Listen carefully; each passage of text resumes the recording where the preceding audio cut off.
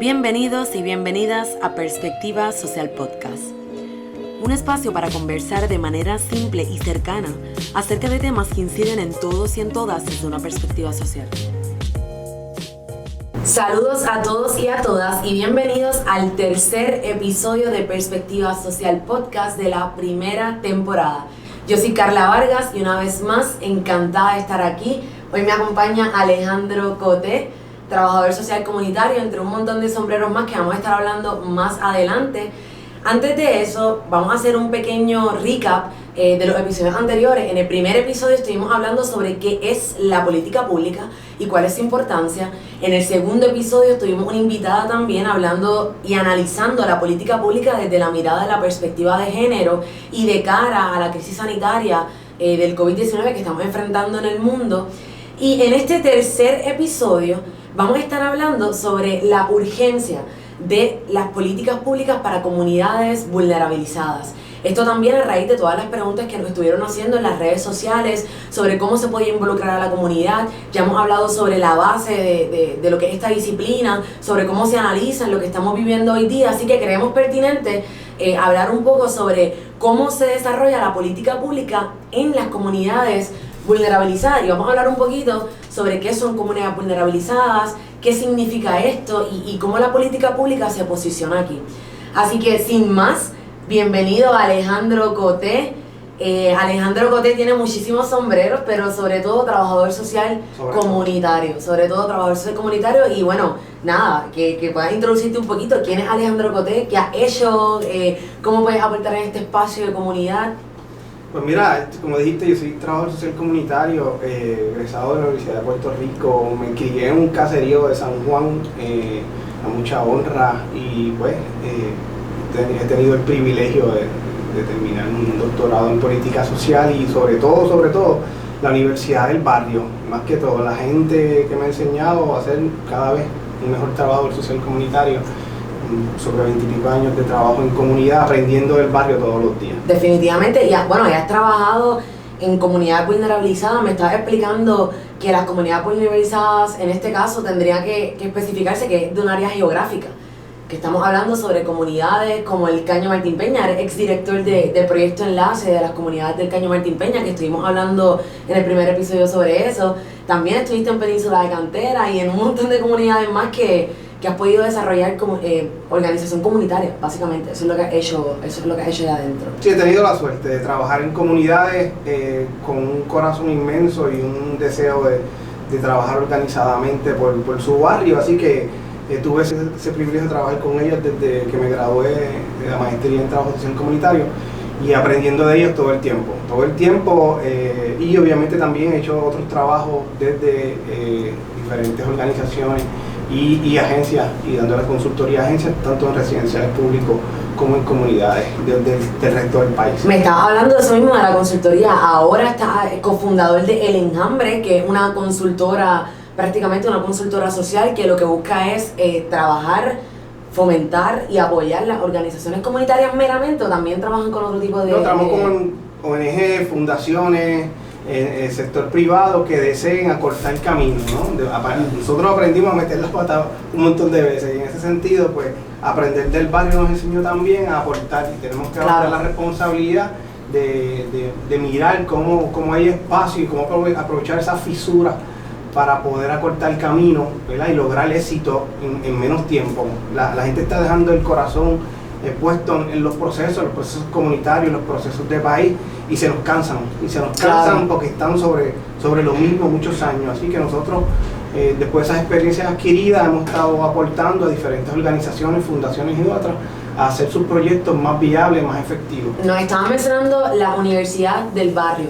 Al final del día, no importando qué, y en la realidad, no importando qué, la academia te puede enseñar la teoría, pero la relevancia de poder gestionar y de organizar desde la comunidad, eso se aprende estando ahí, estando en el field, estando en el campo.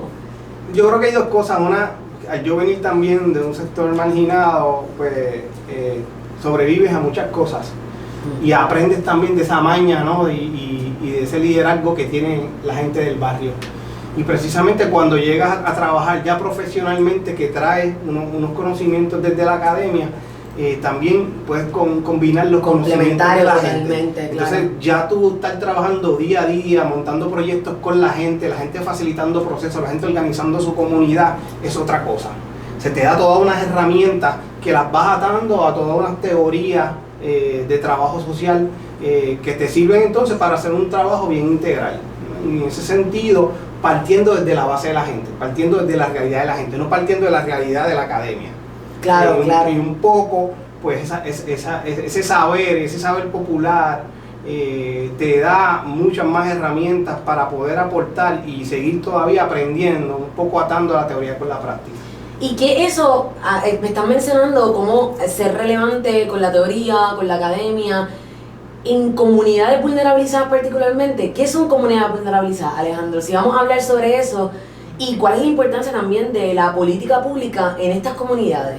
Bueno, hablemos de comunidades geográficas, ¿no? Porque comunidades vulnerabilizadas hay muchísimas, que podríamos estar aquí un buen rato, pero vamos a enfocar entonces en la geográfica, aquellas comunidades socioeconómicamente marginadas, que se le ha dado la espalda y que el Estado le ha dado la espalda y ha creado toda una dependencia con toda la intención de mantenerlas, ¿verdad?, controladas las comunidades. Así que son comunidades de mucho corazón, que gente que ha hecho mucho trabajo, que han levantado el país, porque son gente trabajadora, pero sin embargo que hay mucho prejuicio y discriminación hacia ellas. Así que son gente que no tienen las condiciones económicas, que no tienen el acceso a los servicios básicos, salud, vivienda, educación, lo que por derecho le corresponde, ¿no?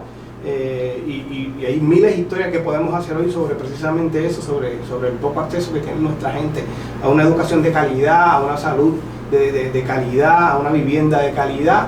Son gente que están sobreviviendo diariamente, que tienen 2 y 3 trabajos y que cobran menos de 7.25 o menos la hora. Y en esas comunidades vulnerabilizadas, ¿cuál es la importancia de eso mismo, de organizarse para atender algo tan básico como era en el Caño Martín Peña, un dragado para que no se inunden unas casas? Algo tan sencillo, el sistema de acueducto. ¿Cómo la política pública realmente tiene un impacto en ese avance de esas comunidades con estos rezagos de desarrollo socioeconómico? Es muy necesario.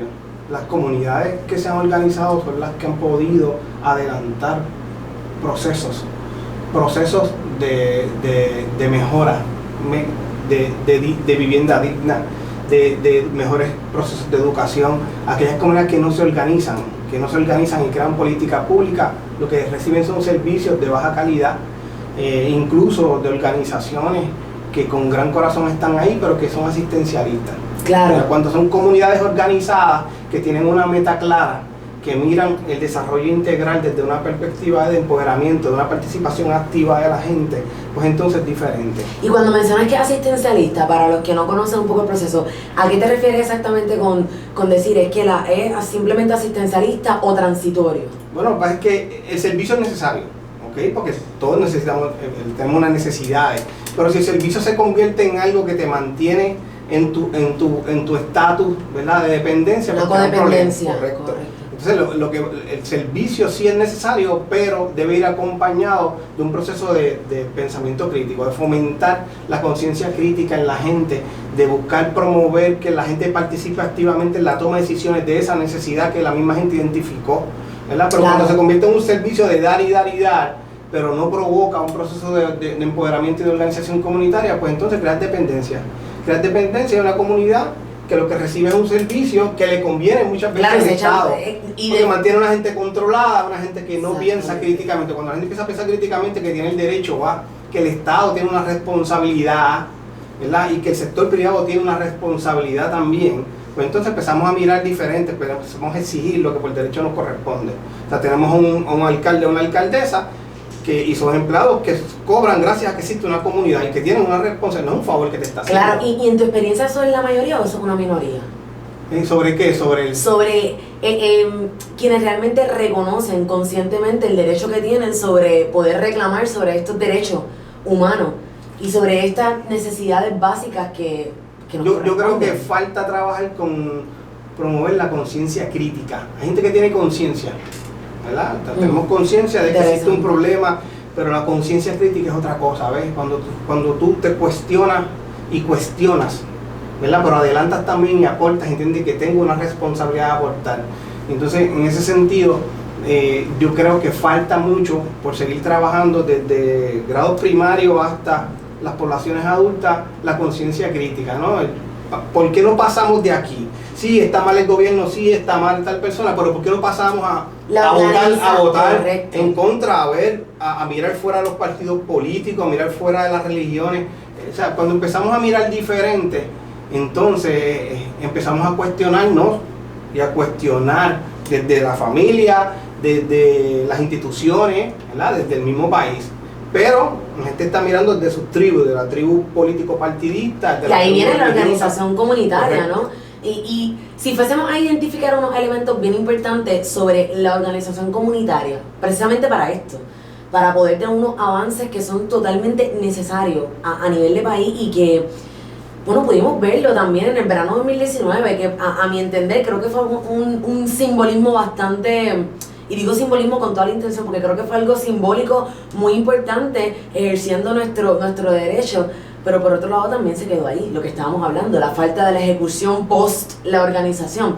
¿Cuáles son esos elementos indispensables para la organización comunitaria y cuál es el efecto de organizarse comunitariamente, por ejemplo? Yo creo que tiene que haber una necesidad colectiva, y las hay, y tiene que fomentarse el análisis crítico sobre esas necesidades colectivas. Se tiene que provocar que la gente diga, bueno, tengo este problema y qué vamos a hacer con él, ¿verdad? Y entonces mirar la comunidad primero, la comunidad segundo y la comunidad tercero. Claro. Porque tendemos a mirarla a partir de mi partido político. Y del héroe o de la heroína. Y entonces, entonces tiene que haber unos elementos de apoyo a estas comunidades para que se puedan organizar.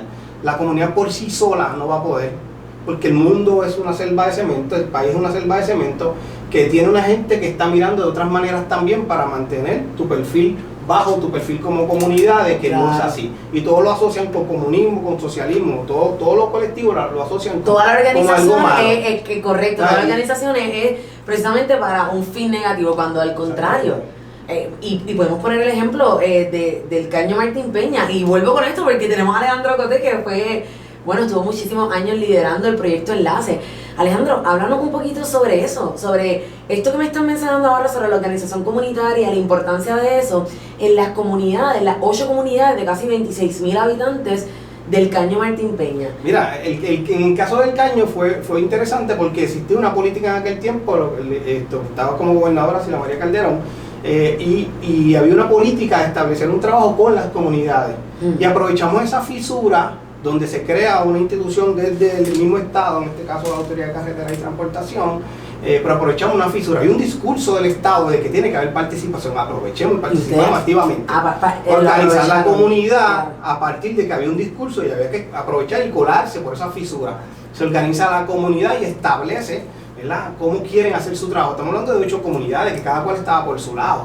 Nada más organizar desde cada una de las comunidades y provocar, ¿verdad?, agitar de que aquí viene un dragado. Había mucho miedo de desaparecer como comunidad, como pasó con comunidades hermanas como Toquillo y el Fanguito.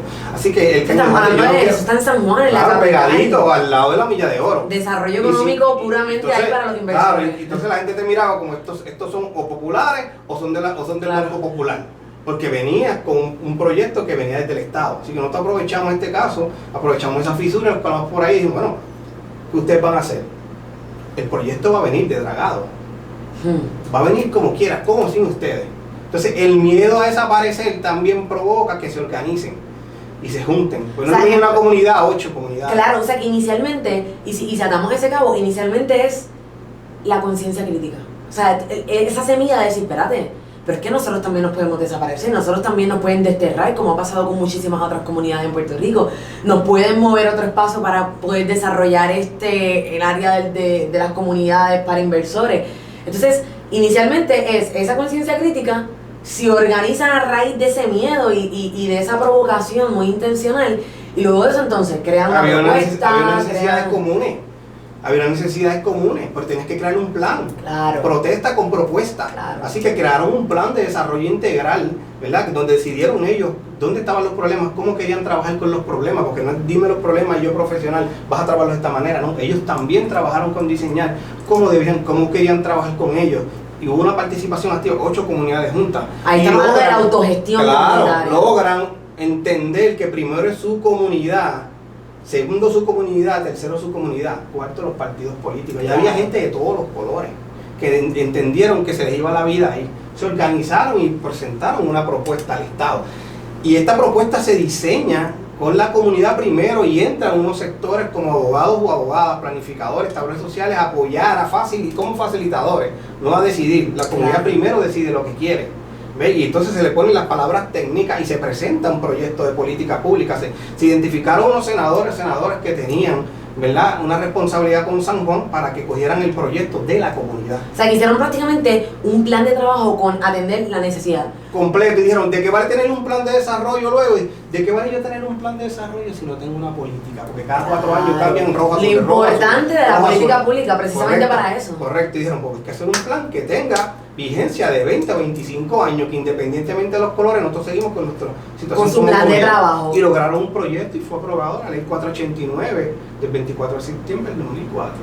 Como comunidad. Un proyecto que salió desde la base hasta lograr la aprobación en la legislatura y la firma de la gobernadora. Eso para mí, a mí me parece totalmente increíble y creo que las comunidades deberían emular totalmente el proceso.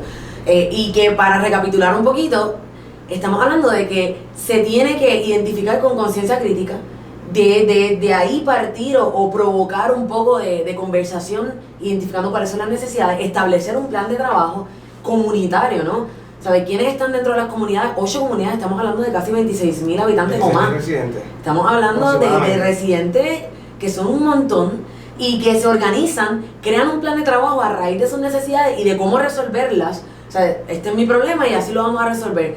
Se identifican grupos de intereses, se identifican quiénes están trabajando y quiénes pueden apoyar, senadores, abogados, etcétera, y se presenta finalmente hasta que se aprueba.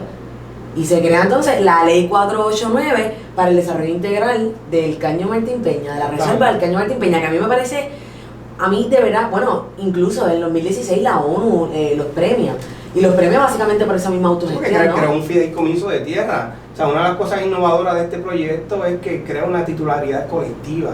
O sea, tierras que estaban en manos individuales pasan a un título colectivo donde... De protegerse, para que no los destierren. Para evitar el desplazamiento de las comunidades. Y eso es un modelo para comunidades de todo el país y comunidades fuera del país.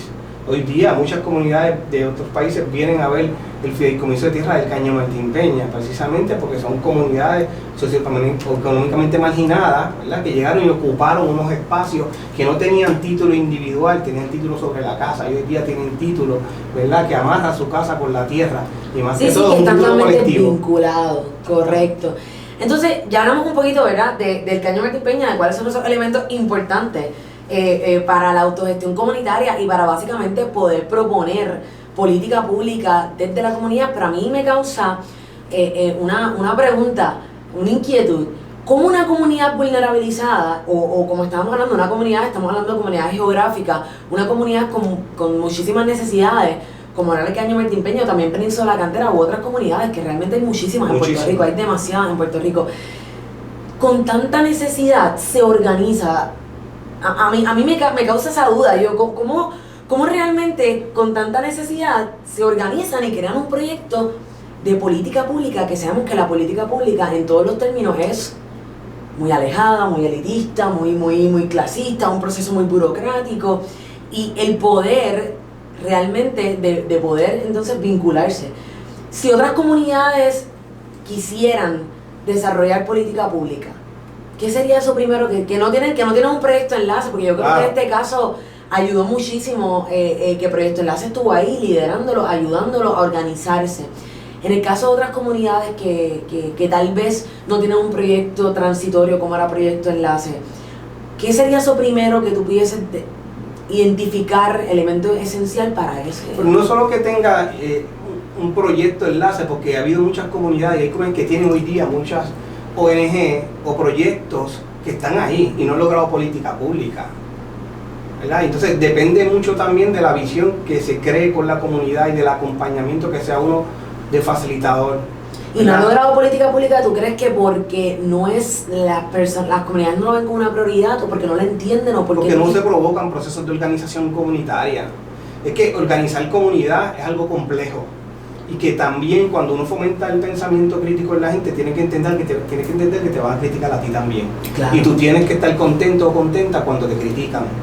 Y no molestarte y verlo como algo malo o como un mal agradecido de que mira, porque estoy con ellos aquí en este proceso ahora, pues la gente empieza a mirar diferente desde la perspectiva crítica, y qué bien, ¿verdad? Entonces parte del proceso de facilitar. Así que en ese sentido, cuando una comunidad, que hay muchas comunidades y mucha gente que está haciendo un montón de trabajo en este país a pulmón, cómo provocar esos espacios, como en esos espacios que se están dando, empezar a sembrar la semilla de que la gente empiece a pensar críticamente sobre lo que hace. Tú puedes comenzar un proceso en una comunidad a partir de algo tan sencillo como un vertedero clandestino, que los hay en muchos lugares, y llevan ahí meses y años, y viene el municipio limpio y mañana vuelve otra vez y hay un vertedero. ¿Cómo crear un proceso de organización comunitaria para ese problema? Para beneficiar ¿Cómo una lo necesidad? hace de una manera estratégica, donde la gente se crea y entiende de por qué hay que resolver ese problema y cómo lo vamos a resolver, si deben estar ahí cuando lo logran y logran resolverlo, algo que llevaba años, luego partir de ahí a una reflexión crítica. ¿Por qué logramos esto? Y la gente dice, bueno, porque nos unimos, porque nos organizamos. Claro. ¿Y ahora qué vamos a hacer? Esas preguntas que parecen tontas pero que son capciosas. Bueno, pues ahora podemos hablar del asunto de empiezan a salir todas estas otras Fíjate, yo creo que debemos necesidades. reunirnos con el alcalde o con la alcaldesa para esto. Y la gente dice, sí, ¿por qué no? Porque antes tenían miedo, porque eran que no podían. Entonces le dijeron que reunirse en grupo era malo. Entonces cuando empiezan a ver que reunirse al contrario es bueno, que crea un asunto, ¿verdad?, de sentido de pertenencia colectiva, de una autoestima comunitaria, entonces estamos hablando de comenzar un proceso, pero tiene que ir acompañado de facilitador y facilitadora. Y también tiene que ir acompañado, y me gusta que casi que lo estás diciendo, de ejecución. Y lo estábamos hablando fuera de la grabación, ¿verdad? Pero estábamos hablando sobre la necesidad de ejecutar en Puerto Rico, o sea, de la necesidad que tenemos de no solamente organizarnos, claro, y convocar una manifestación que son muy importantes y muy imprescindibles para el desarrollo, totalmente. Pero luego de ahí, ¿qué? Luego de ahí, ¿cómo ejecutamos? ¿Cómo establecemos un plan estratégico? Como bien están mencionando, ¿cómo de aquí decimos, ok, es que logramos esto y de ahí podemos partir a hacer esto otra cosa? O sea, reflexión, acción, reflexión. Vamos a reflexionar sobre lo que nos está ocurriendo y vamos a actuar. La gente tiene que ver logros a corto, mediano y a largo plazo. Después que tengo logros, reflexionamos de por qué logramos eso, ¿ves? Entonces es como algo espiral, cíclico, regresamos, volvemos, reflexión, acción, reflexión. Claro. Así que tiene que haber procesos donde la gente que está cargada, sobrecargada de trabajo, y más las comunidades en condiciones de pobreza, ¿verdad?, empobrecida, la gente sale de su trabajo a las 6 y 7 de la noche para ir a una reunión y perder 2 horas hablando y hablando para después de 2 meses no ver resultados. Y eso es lo que precisamente te mencionaba, de cómo estamos hablando de comunidades que realmente tienen necesidades bien apremiantes. Entonces, ¿cómo les decimos, vamos a ir a la plaza a empezar un trabajo de política pública? Sí. ¿Qué es eso? Para empezar, la gente va a decir, ¿qué es eso? ¿Qué es esto de la política pública? Sino que se tiene que abordar desde otra mirada, se tiene que abordar partiendo de la misma necesidad de adentro. A mí lo que me gusta muchísimo es el sistema de microempresarismo que comenzó Proyecto Enlace, que tiene una bicicletita y tú pagas $5. Si no han ido, los invito a que pasen por ahí, porque la verdad es que es increíble. Tiene una bicicletita, tú pagas los $5 y vas recorriendo las 8 comunidades, que podría parecer algo como tan simple, pero que está fomentando cooperativismo, un sistema cooperativista financiero, y que por otro lado también está fomentando microempresarismo. Recibe los 5 pesitos, hay que guardarlo en el tesorero, y sigue fomentando que las personas en la misma comunidad se sigan motivando a continuar moviéndose. Yo creo que queda mucho trabajo. Son bien pocas las comunidades en Puerto Rico que yo diría que realmente, comunidades empobrecidas, que realmente están organizadas, y que están organizadas con una mirada de política pública, diría yo, porque tenemos que alejarnos de, y lo menciono constantemente, de apagar el fuego. Es necesario apagar el fuego, pero es necesario también tener al lado de apagar el fuego una visión estratégica, con un plan estratégico que tenga una mirada de política pública. Yo tengo un pana que decía, entre cada lechuga tú tienes que aprovechar y meterle un tomate, ¿verdad? Y es como del trabajo que estoy haciendo aprovecho espacios y fomento el análisis crítico de eso. Porque si no, la gente lo hace, lo logramos y ya se acabó. Si no, mirar la estructura, el Estado, qué tiene que ver el Estado, qué tiene que ver el contexto de país, lo que está ocurriendo hoy día con esto que estamos haciendo. Claro. Cuando tú empiezas a amarrar en arroz y habichuela, ¿ok? Cómo tú trabajas desde la educación popular, los procesos de organización comunitaria. Entonces, cómo tú hablas importante la educación popular. Cómo partes de la realidad de la gente y a lo que la gente esté expuesta, y no a partir de lo que tú estás expuesto. Y creemos que la gente no está entendiendo, y no necesariamente es así. Así que hay un reto también para las profesionales y los profesionales, ¿verdad? De entender la realidad de las comunidades y partir de esa realidad, ¿verdad? Y acompañarlas en ese proceso.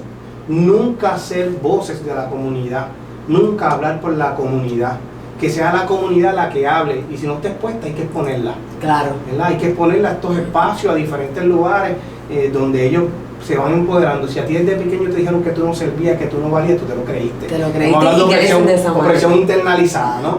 Pero cuando tú empiezas a exponer a la gente, a provocar ese saber que lo tienen un saber brutal, a que lo saquen, entonces yo me siento que valgo y que sí soy algo, ¿ves?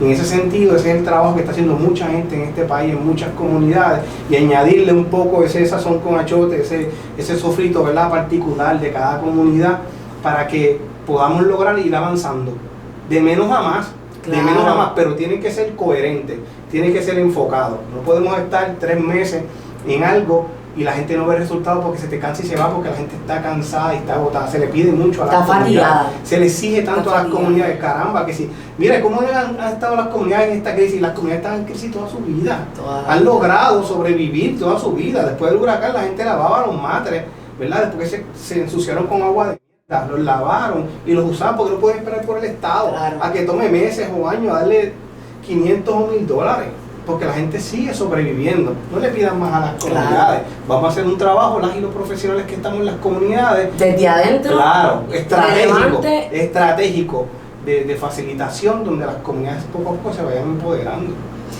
Y hablas de las comunidades, me has mencionado implícitamente el tercer sector.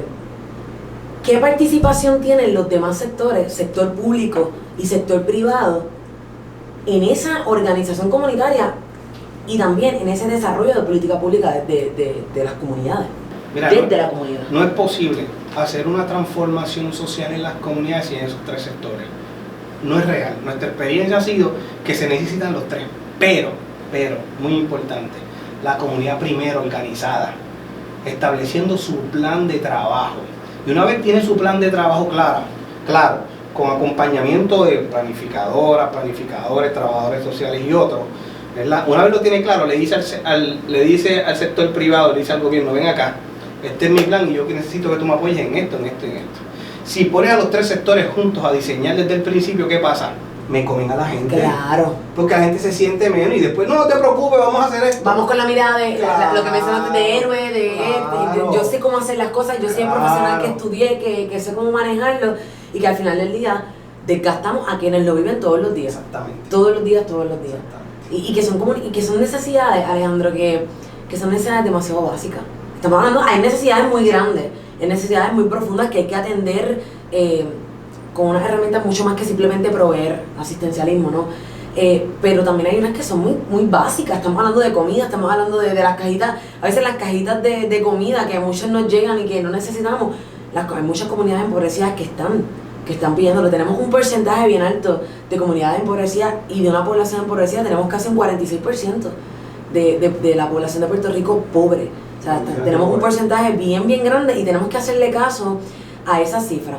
Así que yo creo que para ir recogiendo un poquito sobre todo lo que hemos hablado, Alejandro, estuvimos hablando sobre la organización comunitaria, estuvimos hablando sobre la importancia de los procesos para el desarrollo de política pública desde la autogestión comunitaria, sobre identificar, provocar la conversación, concientizar críticamente y proponer, ejecutar e identificar quiénes van a colaborar para protesta con propuesta de lo simple a lo complejo.